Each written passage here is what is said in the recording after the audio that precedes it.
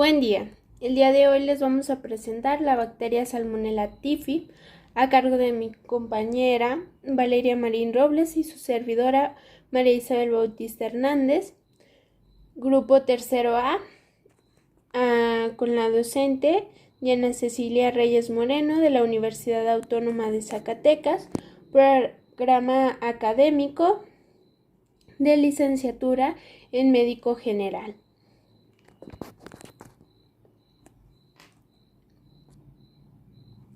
¿Qué es la salmonela? Pues la salmonela es una de las enterobacterias que es causa importante de la afectación en la salud del hombre. El primer microorganismo descrito en este género fue la Salmonella typhi y lo descubrió el patólogo alemán Karl Joseph Ebert en 1880 y Krafft en 1884. Se desarrolló la primera vacuna en 1897, Almord Edward Wright la desarrolló. A hablar de la taxonomía de la Salmonella typhi, el reino es bacteria, filo proteobacteria, clase gamma proteobacteria, orden enterobacteriales, familia Enterobacteriaceae, género Salmonella y especie Salmonella typhi. El diagnóstico, pues principalmente son las muestras en sitios con flora normal. Algunas veces existen bacterias que son claramente patógenas, por ejemplo, pues es la Salmonella typhi, pero la infección permanece latente o subclínica y el hospedador es un portador de la bacteria. La Salmonella, Shigella y Campylobacter se pueden buscar de manera selectiva en una muestra de heces o se puede examinar un frotis faríngeo para detectar únicamente la presencia de Streptococcus beta hemolíticos y pues principalmente la muestra se hace con un hisopo estéril, que es la herramienta más conveniente y pues más común utilizada para la recolección de las muestras. Sin embargo, pues ofrece las condiciones menos adecuadas para la supervivencia y solo puede absorber un volumen pequeño del exudado inflamatorio. Se considera que microorganismos como Microbacter tuberculosis, Salmonella typhi y Brucella son patógenos siempre que se les detecte en pacientes. Patogenia y manifestaciones clínicas. La Salmonella typhi, Salmonella Cholerae-Suis y tal vez Salmonella paratyphia y Salmonella paratyphi B son infecciosas principalmente para el ser humano y la infección por estos microorganismos implica la adquisición de una fuente humana. Sin embargo, la mayor parte de las salmonelas son principalmente patógenas en los animales que constituyen el reservorio para la infección humana, como pollos, cerdos, roedores, ganado vacuno, entre otros. Las salmonelas ingeridas llegan al intestino delgado, desde el cual entran en los linfáticos y luego a la circulación sanguínea. Son transportadas por la sangre a muchos órganos, incluido el intestino. Los microorganismos se multiplican en el tejido linfoide intestinal y son excretados en las heces. Tras un periodo de incubación de 10 a 14 días se presenta fiebre, malestar, cefalea, estreñimiento, bradicardia y mialgia. Ya más adelante lo explicaremos. La enfermedad, la Salmonella typhi y Salmonella Cholerae-Suis son agentes etiológicos de fiebre entérica, cuadros sistémicos caracterizados por fiebre, cefalea, vómitos y constipación. Las enfermedades producidas por Salmonella typhi, pues principalmente es la fiebre tifoidea, que es una infección que causa diarrea y erupción cutánea. Su mecanismo de contagio es fecal-oral a través de agua y de alimentos contaminados con deyecciones. Los signos y síntomas a los 7 a 14 días después de la ingesta de alimentos contaminados pues es anorexia, cefalea frontal, tos no productiva, estreñimiento, dolor abdominal y temperatura hasta de 40 grados centígrados. En estos momentos no se detecta salmonela en sangre y el reencuentro de leucocitos es normal. En la segunda o tercera semana la salmonela ha escapado de los macrófagos y la persona se siente gravemente enferma. El examen físico, hay manchas rosadas en tronco o eritema, hay debilidad y confusión. Las infecciones gastrointestinales, hay perforación de placas de Peyer, hay peritonitis. Podemos traer complicaciones como necrosis hepática, epiema, meningitis, endocarditis, osteomielitis y pielonefritis. También otra es la salmonelosis, que es producida por enterobacterias de género Salmonella, Salmonella typhi, Salmonella paratyphi, Salmonella cholerae suis, Salmonella typhimurium, Salmonella enteritidis.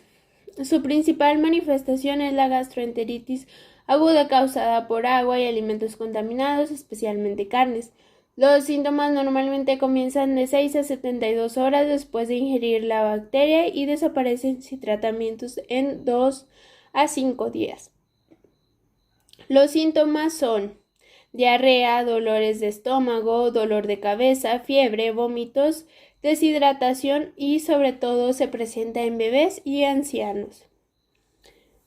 La septicemia, todas las especies de salmonela pueden dar lugar a bacteriemia, aunque las infecciones por Salmonella cholerae suis y Salmonella paratyphi y Salmonella typhi son las que con mayor frecuencia la producen. El riesgo de bacteriemia por salmonela es más alto en pacientes pediátricos, geriátricos y en pacientes inmunodeprimidos. La presentación clínica de bacteriemia por salmonela es idéntica a la de otras bacteriemias por gram negativos, aunque pueden aparecer infecciones supurativas localizadas hasta en 10% de los pacientes. La colonización asintomática, las especies de salmonela responsables de producir la fiebre tifoidea y paratifoidea se mantienen por la colonización del ser humano. La colonización crónica, durante más de un año después de una enfermedad sintomática, se produce entre el 1 al 5% de los pacientes y la vesícula biliar es el reservorio de la mayoría de ellos. La colonización crónica por otros especies de salmonela sucede en menos de 1% de pacientes y no es una fuente importante de infecciones del ser humano.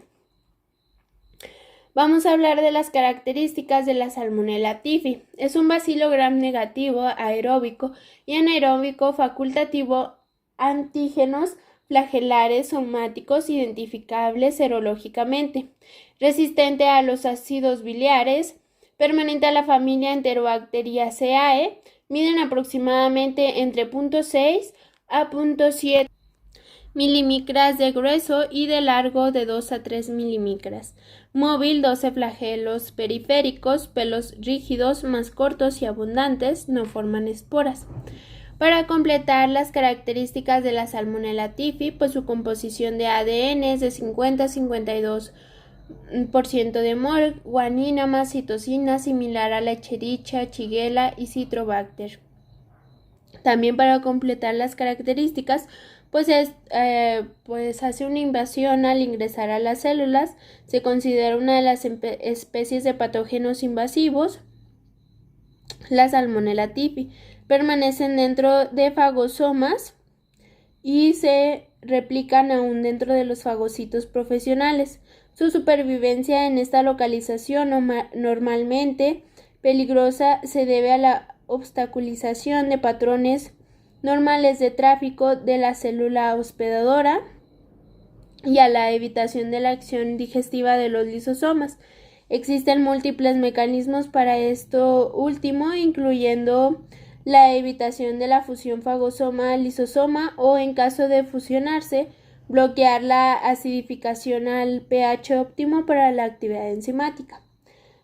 También tiene una estructura antígena que es las Enterobacteriaceae, tienen una estructura antígena compleja. Se clasifican en más de 150 diferentes antígenos somáticos termolábiles o diferentes lipopolisacáridos, más de 100 antígenos K capsulares termolábiles y más de 50 antígenos H flagelares. En la Salmonella typhi, los antígenos capsulares se denominan antígenos VI. Aquí les mostramos una imagen con tinción gram de Salmonella typhi. en un hemocultivo positivo. Se observa pues una intensa tinción en los extremos celulares de las células bacterianas, y es de la familia Enterobacteriaceae. Pues el hablar del hábitat de la Salmonella typhi se encuentra en el tracto digestivo, pues es el único reservorio del hombre, en las heces. Las moscas también pueden infectar alimentos en donde se multiplican los organismos hasta alcanzar una dosis infecciosa, alimentos y aguas contaminados, portadores de microorganismos con las manos sucias. La transmisión pues es heces fecales humanas, alimentos y bebidas contaminadas, pues con pocas medidas de higiene, y también hay una infección transplacentaria de mamá a hijo. Y aquí les puse una imagen que es de revisión de las enfermedades por enterobacterias, que pues se muestra la parte superior izquierda,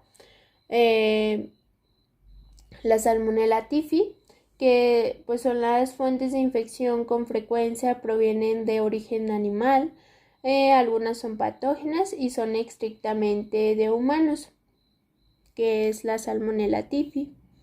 La flora endógena es la fuente de infecciones oportunistas de vías urinarias. Las bacterias, cualquier origen que penetren en la sangre, pueden causar un estado de choque endotóxica.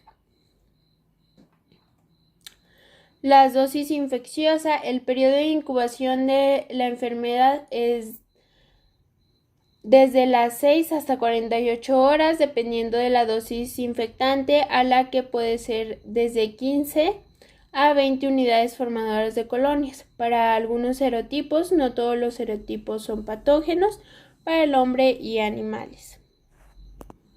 Y ahora continuamos con mi compañera Valeria. Para continuar la exposición sobre la bacteria llamada Salmonella typhi, yo les voy a hablar sobre la patogenia. La enfermedad causada por la Salmonella typhi es la fiebre tifoidea y se caracteriza por causar diarreas, dolores abdominales, vómitos y náuseas. Generalmente dura aproximadamente 7 días. Su patogenia comienza con la ingestión del inóculo, que puede variar de 103 a 106 células. Si el inóculo es suficientemente grande, superará entonces la barrera gástrica que supone el pH ácido. El patógeno va a lograr atravesar la barrera intestinal y es fagocitado a nivel de las células M de los enterocitos y las placas de Peyer. Esto se da habitualmente a nivel del ilion terminal y su primera porción del colon. Su protección frente a polimorfonucleares, sistema del complemento e inmunoglobulinas le va a permitir diseminarse linfáticamente y así colonizar los territorios del hígado y vaso. Comenzará entonces a multiplicarse y aumentar en número, aumentando la posibilidad de que un hospedero sufra una bacteriemia. Entonces podemos decir en resumen y con pasos que 1. Evade la respuesta inmune, 2. Resiste la acidez del estómago, la acción de las sales biliares y la lisocima, 3. Ocurre una adhesión al intestino, 4. Penetra las células de la mucosa hasta llegar a las placas de Peyer o tejido linfoide para multiplicarse. 5. Sobreviven dentro de los macrófagos y son transportados a los ganglios mesentéricos y luego al conducto torácico. 6. Se diseminan al torrente sanguíneo y hacia otros órganos como lo son el hígado, el vaso y la médula ósea. 7. Llegan a la vesícula biliar, se multiplica y se elimina vía intestinal a partir de la tercera semana. Y 8. Ocurre la necrosis o muerte de células y hemorragias locales que pueden causar perforación en la vesícula biliar. Ahora hablaremos del diagnóstico del laboratorio y qué tipo es el que se usa para esta bacteria. Se usa un aislamiento de la bacteria de sangre, heces, orina, aspirado de médula ósea y bilis. Tardan de 2 a 3 días en aportar los resultados, ya que la muestra se diluye en un medio de cultivo. Y esto tarda porque se estima que un paciente con fiebre tifoidea presenta, por ejemplo, 20 bacterias o menos por mililitro de sangre. Entonces, se va a requerir esperar para que éstas se multipliquen lo suficiente para ser observada por turbidez del medio. Y el cultivo de la sangre es el método más frecuentemente usado. El cultivo de aspirado de médula ósea es más sensible, pero el procedimiento de extracción del aspirado es delicado y doloroso. El serodiagnóstico de la infección por Salmonella typhi se puede hacer usando el ensayo de aglutinación de Widal o reacciones febriles. Se basa en la detección de anticuerpos en el suero de los pacientes a los antígenos O, LPS, H flagelar y el BI antígeno capsular. Sin embargo, existe una limitante de este método, ya que los pobladores sanos de áreas endémicas en donde la enfermedad es prevalente, presentan títulos o concentraciones altos de anticuerpos, dificultándose en ocasiones distinguir entre los individuos afectados o los individuos sanos. Otros de los métodos están los inmunoensayos en el formato de ELISA, que también se han utilizado para la detección de antígenos o anticuerpos específicos en suero, y también la hibridación con ARN ribosomal, con el gen del antígeno BI o con la secuencia de inserción IS200 han sido usados también para la detección de dicha bacteria. Sin embargo, también hay una limitante, ya que se requiere de una infraestructura sofisticada de laboratorio y personal altamente especializado, además de que pueden tomar de varias horas a varios días. En cuanto al tratamiento, tenemos que los regímenes típicos incluyen amoxicilina, cotrimoxazol y clorafenicol. Sin embargo, desafortunadamente han surgido cepas con resistencia múltiple a antibióticos, y esto se está convirtiendo en un problema global muy serio, ya que algunas de esas regiones donde estas cepas resistentes se han multiplicado incluyen el subcontinente indio, Vietnam, Latinoamérica y Egipto. A pesar de estas cepas resistentes, el clorafenicol sigue siendo el antibiótico de elección por su capacidad de infiltración en los tejidos. Las cefalosporinas y quinolonas de tercera generación van a constituir unas alternativas interesantes. En la siguiente tabla mostramos 4 de los principales antibióticos que son usados para dicho tratamiento. Tenemos el ciprofloxacino, tenemos la dosis, la profilaxis, que son de 500 miligramos cada 12 horas, vía oral, durante 2 a 3 días aproximadamente. Gastroenteritis, 400 miligramos cada 12 horas, intravenosa. También hay de 500 miligramos cada 12 horas y este sería por vía oral de 3 a 7 días. Y endocarditis, 400 miligramos cada 8 horas, intravenosa durante 42 días. Constituyen en la actualidad la medicación de primera elección en el tratamiento y profilaxis o prevención. Tenemos la ceftriaxona, la dosis bacteremia, 2 gramos al día, intravenosa y durante 7 a 14 días. Gastroenteritis, 1 a 2 gramos al día, intravenosa y de 3 a 7 días. Meningitis, 2 gramos cada 12 horas, intravenosa durante 14 a 21 días. Endocarditis, 2 gramos al día, intravenosa durante 42 días. Sobre todo en mujeres embarazadas y niños que no toleren las quinolonas. Tenemos el sulfametoxazol y trimethoprim. En una gastroenteritis de 160 a 800 gramos cada 12 horas, estas son por vía oral y durante 3 a 7 días. Es utilizado para el tratamiento de las fiebres entéricas. Y las penicilinas de amplio espectro, tenemos la amoxicilina en una gastroenteritis, que es de 1 gramo cada 8 horas vía oral durante 3 a 7 días, y la ampicilina en una meningitis de 2 gramos cada 4 horas vía intravenosa. Y finalmente, hablando de prevención o profilaxis, tenemos que las vacunas principales contra la tifoidea son la oral TI21A y la parenteral del polisacárido BI. Ambas proveen una protección hasta del 65 al 70% con una inmunidad de 3 a 7 años. Y alguna de las medidas preventivas que podemos tomar para no contraer este tipo de enfermedad es asegurarnos de que los alimentos estén debidamente cocidos y aún calientes al servirlos. Evitar la leche cruda y los productos elaborados con dicha leche. Beba solamente leche pasteurizada o hervida. Evitar consumir hielo a menos de que esté hecho con agua potable. Y si el agua potable es de seguridad dudosa, hay que hervirla. Y si no es posible esto, hay que purificarla con un desinfectante fiable de liberación lenta. Habitualmente se encuentra disponible en farmacias. Hay que lavarse a fondo y frecuentemente las manos con jabón, en particular después de haber tenido contacto con mascotas o animales de granja o haber ido al baño. Hay que lavar cuidadosamente las frutas y hortalizas, especialmente si las consume crudas, y de ser posible las hortalizas y las frutas se deberán de pelar. Y cuando se viaje hay que remitirnos al folleto de la OMS o Organización Mundial de la Salud, que se llama Guía para los Viajeros sobre la inocuidad de los alimentos. Bueno, esto sería todo por nuestra parte. Aquí tenemos nuestra bibliografía sobre nuestras fuentes consultadas.